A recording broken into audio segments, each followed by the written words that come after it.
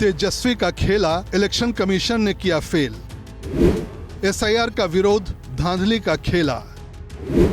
तेजस्वी के पास 2 voter ID. शनिवार को तेजस्वी यादव मीडिया के सामने आए, चुनाव आयोग को घेरने की कोशिश की, लेकिन लालू के बेटे का दांव उल्टा साबित हो गया। तेजस्वी यादव कटघरे में आ गए। तेजस्वी पर 2 अलग अलग वोटर आईडी कार्ड रखने का आरोप है। चुनाव आयोग ने इस मामले की जांच शुरू करने का फैसला किया है।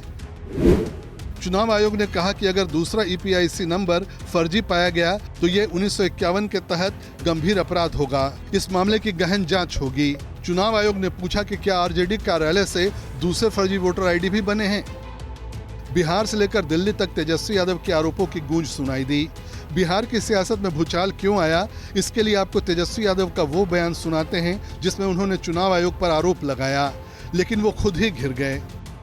एपिक नंबर जो होता है, ईपीआईसी नंबर जो होता है, जो लोग जिनकी मृत्यु हुई है, जिनका स्थानांतरण हुआ है, या जो लोग जो है दूसरे विधानसभा चले गए हैं या शिफ्टेड है, आज उन लोगों को कम से कम इलेक्शन कमीशन को बताना चाहिए कि आखिर क्या कारणवश जो है नाम काटा गया। नाम काटा है तो नोटिस दिया है कि नहीं दिया है, और क्या आपका प्रोसेस रहा है, क्या तरीका आपने अपनाया है जिससे आपने मृत पाया या शिफ्टेड पाया या रिपीटेड पाया है। तो इसका जो जवाब इलेक्शन कमीशन को देना चाहिए। तो हम लोग तो लगातार इसी बात को जो है दोहरा रहे हैं, बताना चाहिए।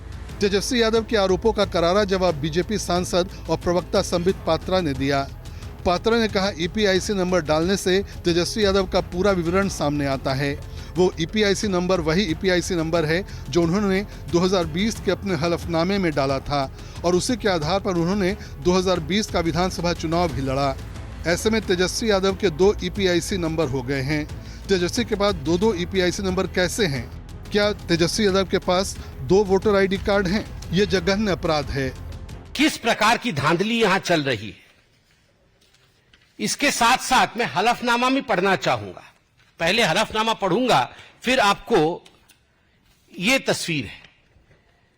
जिस तस्वीर में अलग एपिक नंबर था, जिसका नंबर है RAB 2916120, जो गलत नंबर बताया गया था, कल प्रेस कॉन्फ्रेंस में जो बताया गया था, वो वोटर आईडी कार्ड देखिए आप। तो 2 वोटर आईडी कार्ड हैं।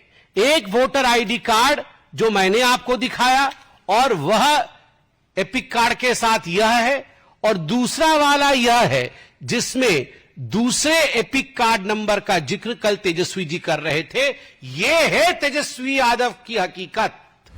बिहार में एसआईआर के विरोध के बीच राष्ट्रीय जनता दल नेता तेजस्वी यादव के 2 वोटर आईडी कार्ड का मामला उभर गया है।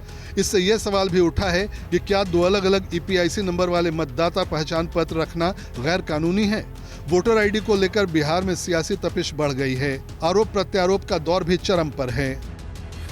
चुनाव आयोग क्या कह रहा है, उसमें ये सिर्फ एक हिस्सा था जिसमें हो सकता है लास्ट 3 डिजिट्स की वजह से या वेबसाइट की वजह से विसंगतियां आई हों, लेकिन उन्होंने तो बहुत महत्वपूर्ण सवाल पूछे कि पलायन कर गए लोग को आपने कैसे उसमें कर, इतने लोग परमानेंट, क्या दस्तावेज, मृतकों का कोई प्रमाण पत्र लिया है, बूथ वाइज और असेंबली वाइज डिक्लेयर करिए नाम पता के साथ, ताकि वेरिफिकेशन आसान हो सारी पॉलिटिकल पार्टीज के लिए।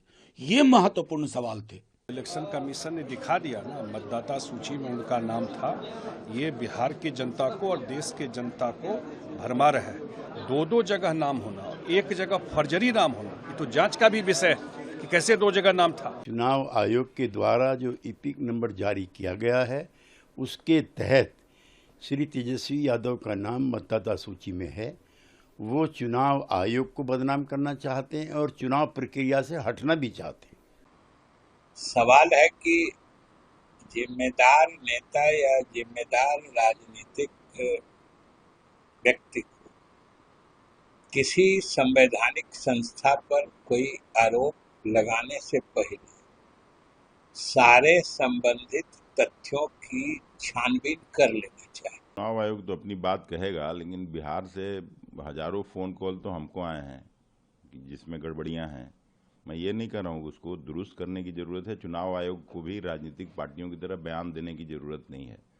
अगर तेजस्वी यादव कुछ कहते हैं तो उसको सीरियसली लेना चाहिए, और नहीं तो इस तरह का बयानबाजी तो जैसे भारतीय जनता पार्टी करती है उसी तरह से इलेक्शन कमीशन भी करने लगे तो कैसे जनता उम्मीद करे कि फ्री एंड फेयर पोल ये लोग कराएंगे। मुझे लगता है कि एक बाबू को रिटायरमेंट के बाद केंद्र सरकार जिस तरीके से मुख्य चुनाव आयुक्त बना रही है उससे साफ हो जा रहा है कि अपने यसमैन को मुख्य चुनाव आयुक्त बना दिया।